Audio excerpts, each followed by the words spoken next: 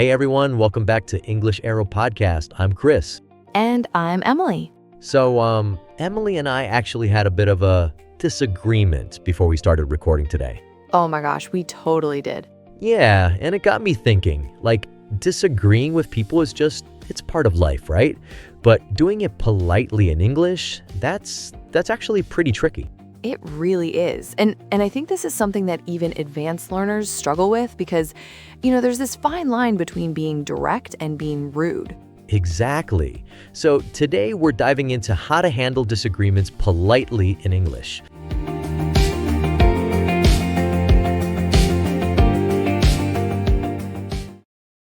Emily, I know you've got some really good insights on this. So where do we even start?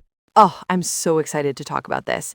Okay, so the thing is, in English-speaking cultures, especially in professional settings, there's this huge emphasis on being diplomatic, right?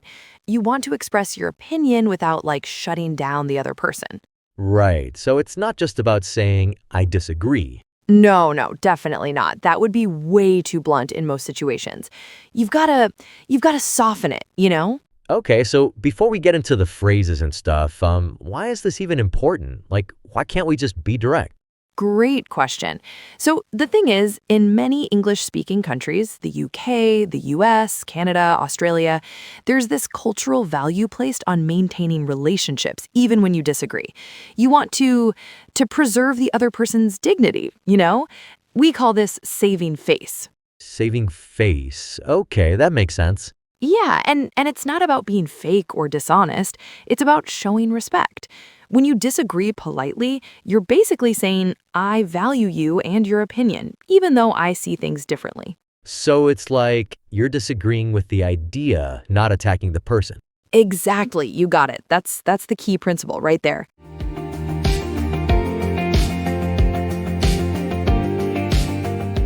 Okay, so how do we actually do this? What's the first strategy? Right. So the first thing you want to do is acknowledge the other person's point.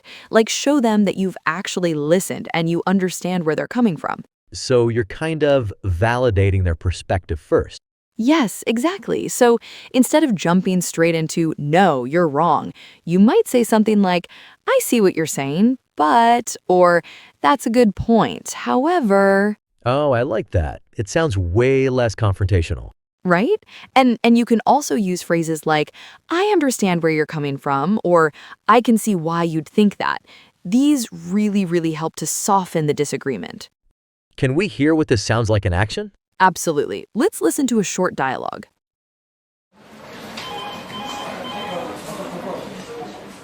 I think we should launch the new product in January. The holiday season is over and people are looking for fresh starts.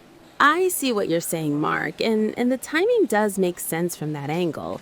However, I'm wondering if we might want to consider launching in March instead.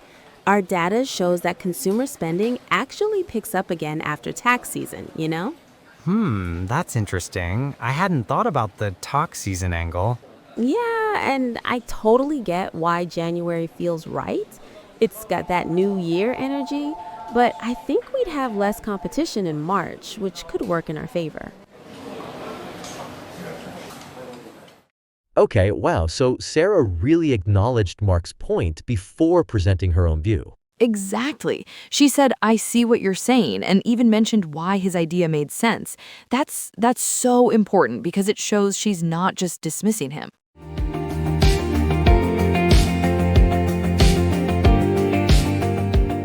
What's next? Because I feel like there's more to this than just acknowledging, right? Oh, absolutely. So the next strategy is using what we call tentative language. This is language that makes your disagreement sound less certain or forceful. Less certain? But, what if you are certain? Yeah, I know it sounds counterintuitive, but it's not about being uncertain. It's about sounding more open to discussion. So instead of saying, you're wrong, you might say, I'm not sure I agree, or I might see it differently. Oh, so you're using phrases like, I'm not sure, I might, perhaps. Yes, and maybe, possibly. I tend to think these all work really well. It makes your disagreement sound like an invitation to discuss rather than a shutdown. That's clever. So what are some other phrases we can use? Okay, so here are some really useful ones. I'm not entirely convinced that. I wonder if we might consider. Have you thought about what if we looked at it from another angle, These all sound so diplomatic. right? And that's the goal. You're creating space for dialogue.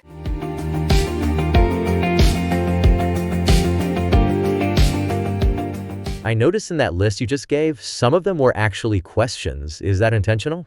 Oh, you're so observant. Yes, yes, absolutely. Asking questions is one of the best ways to disagree politely because it doesn't sound like you're contradicting the person directly. So instead of saying that won't work, you'd say, You might say, do you think that would work given our budget constraints? Or how would that affect our timeline? See, you're raising concerns without being confrontational. that's really smart. It makes the other person think about potential issues themselves. Exactly, and it keeps the conversation collaborative. Let's hear another dialogue where someone uses this technique. I think we should cut the marketing budget by 30% this quarter. We need to save money. I understand the need to reduce costs, James. That's definitely important. But I'm curious, have you considered how that might impact our customer acquisition? We're already seeing strong ROI from our current campaigns.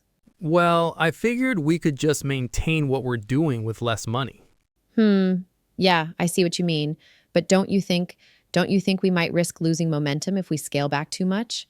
What if we looked at reducing by, say, 15% instead and cut costs in other areas? That's actually worth considering. Maybe we could look at the breakdown together? Okay, so Lisa used questions to basically challenge James's idea without directly saying, that's a bad idea. Exactly. She asked, have you considered, and don't you think, and even what if? These are really powerful structures. And it worked. James actually became more open to her perspective. Right, because she wasn't attacking his idea, she was exploring it with him.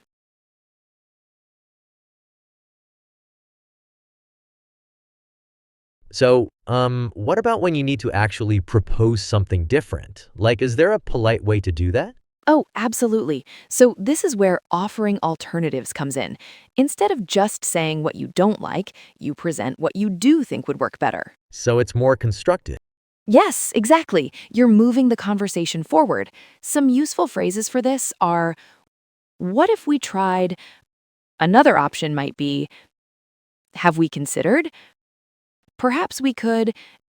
An alternative approach could be, These all sound pretty gentle.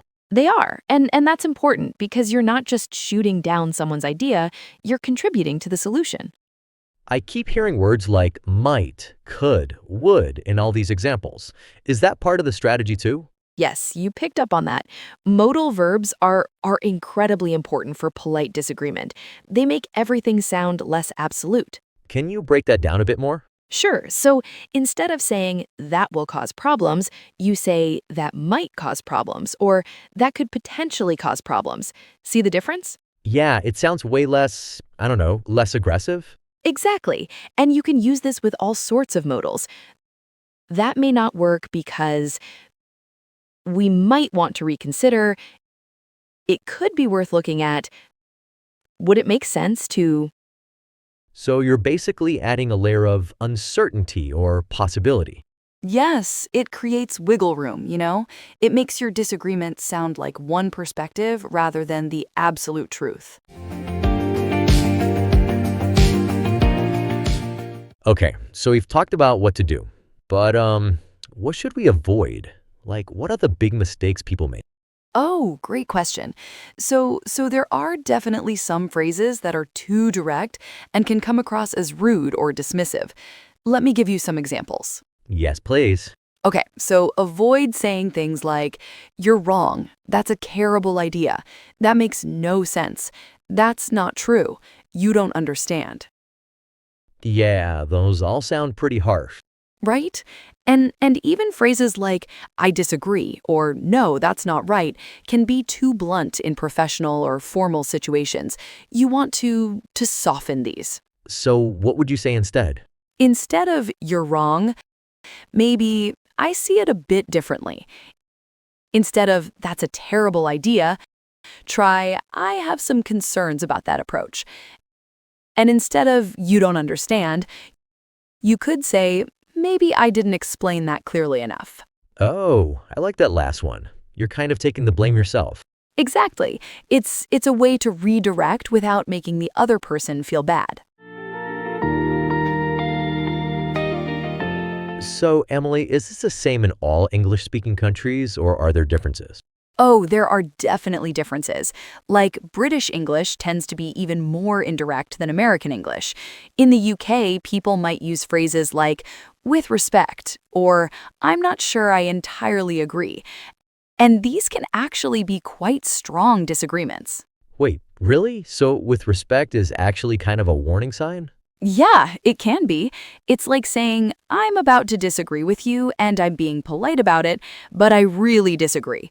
Whereas in American English, people might be a bit more direct while still being polite. That's really interesting. So, context matters a lot.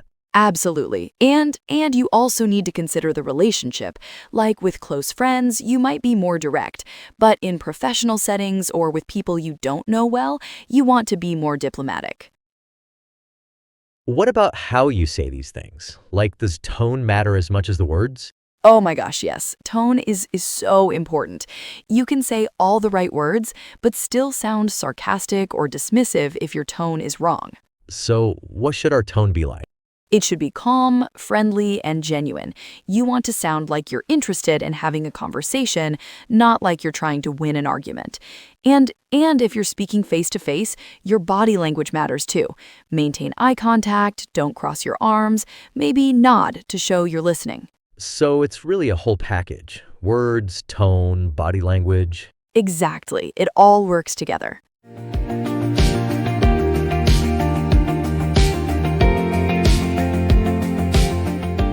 Okay, so before we wrap up, let's do a quick vocabulary breakdown. Emily, what are the key terms and phrases we should remember from today? Great idea. Let's go through some of the most important ones. First one? I see what you're saying, or I see where you're coming from. These acknowledge the other person's perspective. And they show that you've been listening. Exactly. Next, we have, I'm not entirely convinced that. This is a gentle way to express doubt. It's not, you're wrong, it's, I need more convincing. Right. Then there's, have you considered, which is a polite way to raise a concern through a question. And it makes the other person think rather than feel attacked. Yes, and don't forget modal verbs like might, could, may. These soften your statements. They add possibility instead of certainty. Exactly. And finally, phrases like, perhaps we could, or what if we tried? These offer alternatives diplomatically. So you're being constructive, not just critical. Yes, and one more thing. The phrase saving face that we mentioned earlier, this refers to protecting someone's dignity or reputation, especially in social situations. Right, so when you disagree politely, you're helping the other person save face. Exactly. You're not embarrassing them or making them feel stupid.